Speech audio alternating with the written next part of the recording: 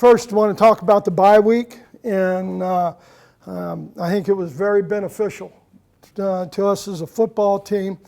The ability to get some guys healed up. We practiced on Tuesday, Wednesday, Thursday.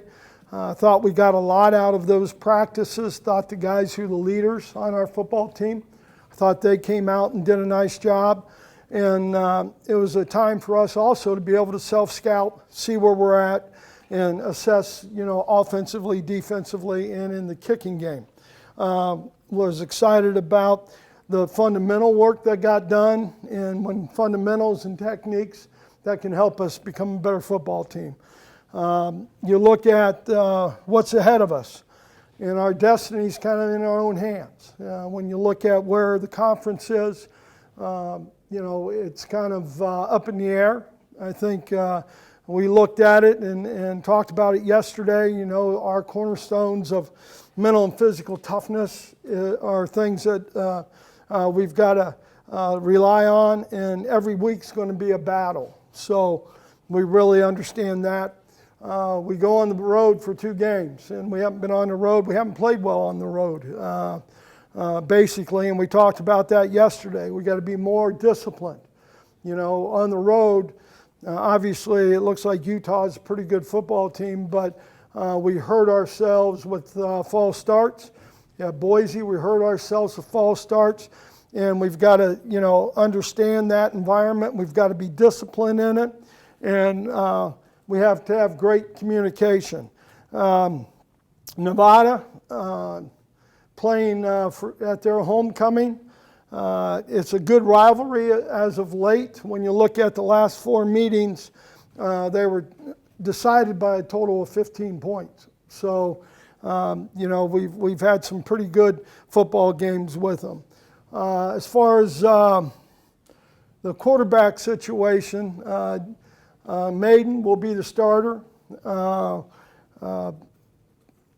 Brax came in on Sunday, and him and I had a long conversation on where we're going next. And he asked, and we had talked about it, but there'll be a package where he'll be a wide receiver for us. And part of that is what he is. He's so athletic and he's so competitive. So he will be our second quarterback. Leo will be our third, and really like his progress and what he's done. But we'll have a package for Brax at quarterback and at wide receiver. He knows the offense, the couple things that we had in, we'll keep in there that he does real well with. And so we're excited about that. And, we had a guy who was a safety come in and say, hey, do you need help at quarterback? That's pretty cool. You got a guy who's your quarterback who obviously was impressed, like a lot of us were, with how Jaden played. And obviously he wants to play, and this is another opportunity for him to get on the field. So as far as that goes, I think we're in good shape there. On Nevada, statistically, we're in a lot of the different areas we're similar. And it's a new staff. Coach Wilson, they're a run first. They would like to be a run first mentality with the 2 backs they have. Tua and Lee, I think both those guys are physical. They run hard, and that's part of the where we're at as a team. We got to get better against the run, and so that has been an emphasis. Nate Cox, quarterback, he's 6'9", and for a 6'9" guy, he runs a heck of a lot better than you would think. But they're going through a season. They've got some things that have gone well, some things that haven't gone as well, and we got to worry about us. So we got to execute, and then we got to finish. Question about Maiden. Mm-hmm. You've been here for 2 springs, you've been here for 2 falls, took snaps in the rotation. Yeah. Is he the kind of guy that you just needed to have more reps to find out who he was? Did he get lost in the shuffle because you had so many numbers of QBs you had to play, and you surprised at what he did first time out of the gate? I would be lying if I wouldn't say, yes, I was a little bit surprised, but at the same time, in being, around him, it doesn't surprise me, okay? And, obviously I'm not with the quarterbacks all the time, but Hacksaw, I think he really,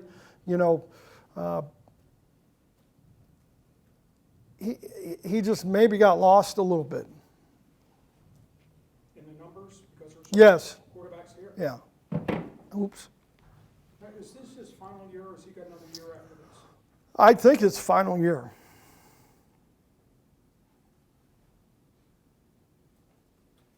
Coming out of Hawaii, you said there's going to be a competition at quarterback. Did that kind of get short-circuited because of Braxton being?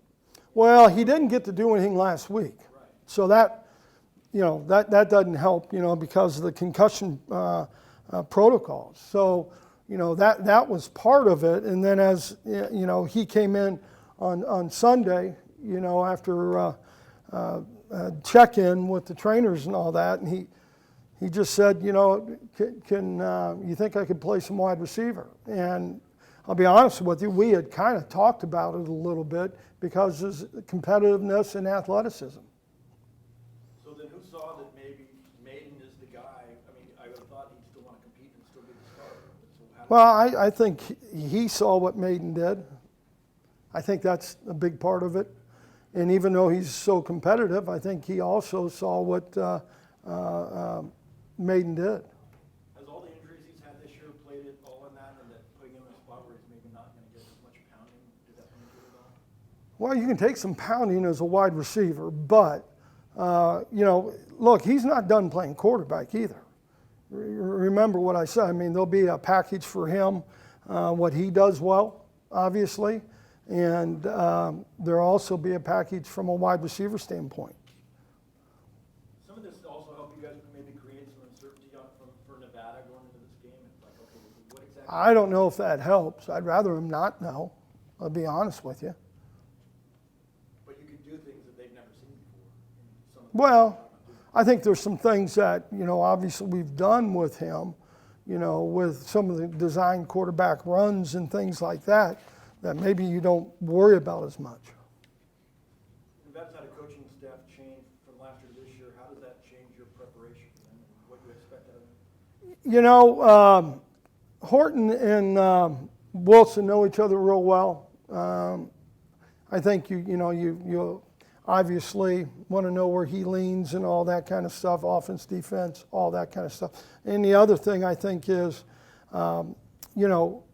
what they do, they're going to do. They really want to run the ball. They got two backs who I think are really good backs and really physical guys.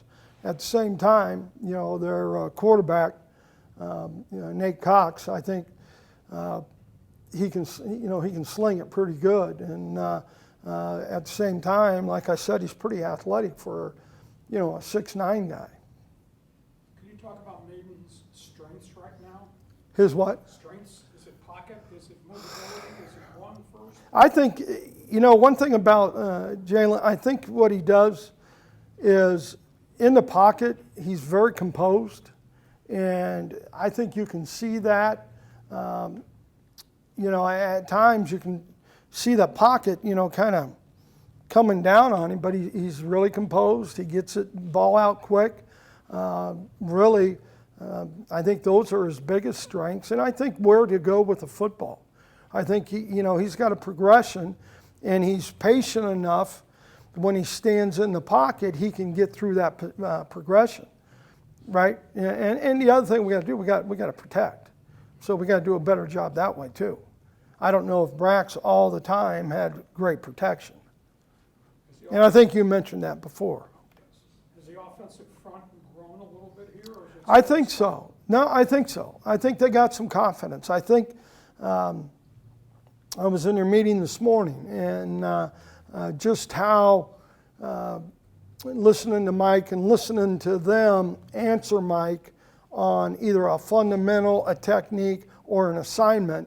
There were younger guys who I really felt, their bravado and how they spoke, there were a little bit more certainty in what was going on. How are Braxton's hands? skill set to be a receiver than a quarterback, but there are quarterbacks that have the traits where they could be running backs or receivers as well. So what type of athlete is he in addition to what we've seen at quarterback? Yeah, John, he really, from an athletic standpoint, I don't know if there's a whole lot he couldn't do. I mean, he does have soft hands. I've seen him catch balls off of jugs. I've seen him catch punts, just screwing around. But he very athletic, very athletic. I think he can stop and start, and make a guy miss pretty good. And then he has good acceleration. So I think in all those things.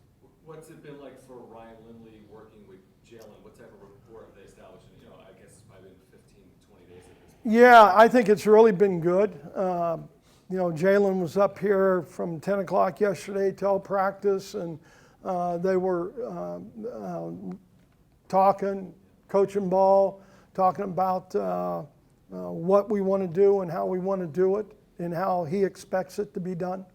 And then lastly, how has the team responded to Jalen's, I guess, situation and performance? I mean, how's the team rallied around what happened 2 weeks ago in the win against Hawaii? Well, I think obviously, him playing defense, he gained a lot of the trust. He gained a lot of the,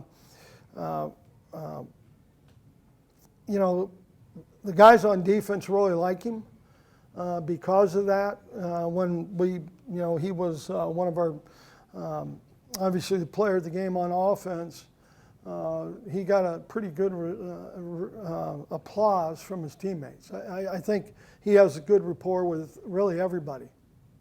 When Lindley went to Cleveland and then at Mississippi State with Leach, he kind of specialized in observing defenses. So what is some intangibles that Ryan brings back here aside from being his own great quarterback? I think the intangibles are number one. He's prepared guys to be a quarterback, and I think sometimes you got guys who played who really don't understand it. They played it. They were coached. I think always, since my relationship with him a long time ago, he's always been a guy who wants to know the whys and hows, and I think that part of it. And what I started to say, he was grooming guys for the combine, grooming quarterbacks for the combine. And I think that's teaching.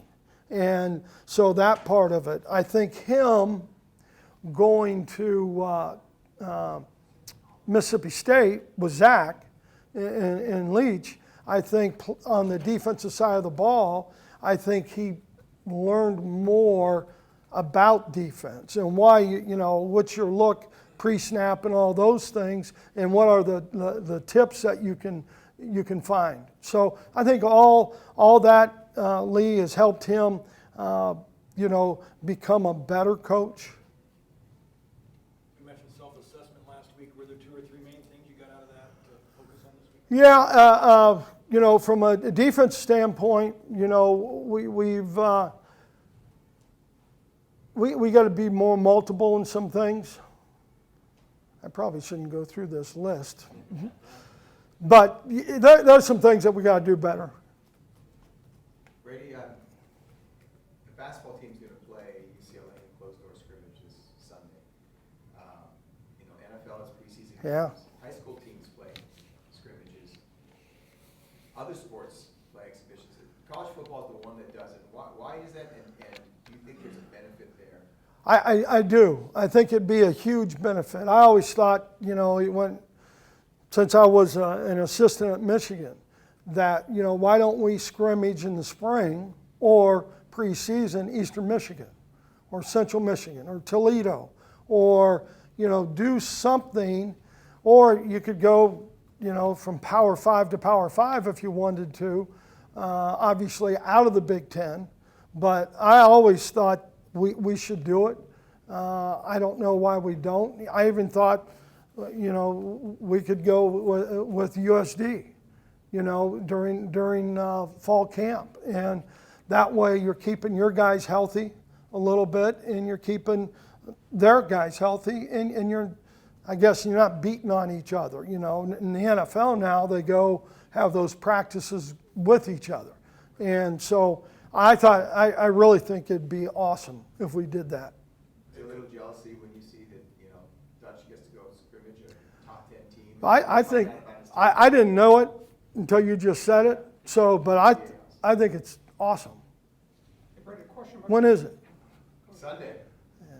I'll be working. Question about the defense. Your metrics are nowhere near what they've been. Is it just that you guys have gotten pounded and the defense has been on the field so much because the offense has been so inept? Well, yeah, but you gotta, you know, that doesn't help, obviously. You know, time of possession's important, and when we've played good defense here, I'll promise you we've had good time of possession, especially over the last 13 years. Now, I think you look at last week, we held them to 14 points, or 2 weeks ago, right? I'll take that anytime, any day. And because points allowed are the big thing. What we're not used to and we can't tolerate is rushing defense. We've got to be much better in the rushing defense. And that's something, you know, we addressed the last 3 days and obviously yesterday, and we'll continue to. Brady, I know you're a huge baseball fan. Yes. You and I have talked about the Padres before. I know your team has a lot of huge Padres fans. I want to say Jesse Matthews, who was the social media poster from either Game 3 or Game 4 with him in the right field bleachers Yeah. against the Dodgers series. So what's your reaction to the Padres play, and have you noticed some of your team kind of rallying around with their Well, I know the guys from San Diego, you know, the Shawcrofts and Matthews and those guys, they're pulling for the Padres. I do know that. I think Coach Goff was there on Friday night. Demetrius Sumler, he went, I think, on Friday night. May have been Saturday, I'm not sure. It's football season, so I did not go, but I can tell you we are rooting for the Padres. There's no doubt. I grew up a Reds fan, so I was lucky to see really good baseball. Not so much anymore, but they were pretty good back then. Who was your favorite player? Pete Rose, still is, should be in the Hall of Fame. You guys want to get into that discussion? Hey, you don't want to argue with me about that. Yes, I do. What did you like about him so much? Way he played.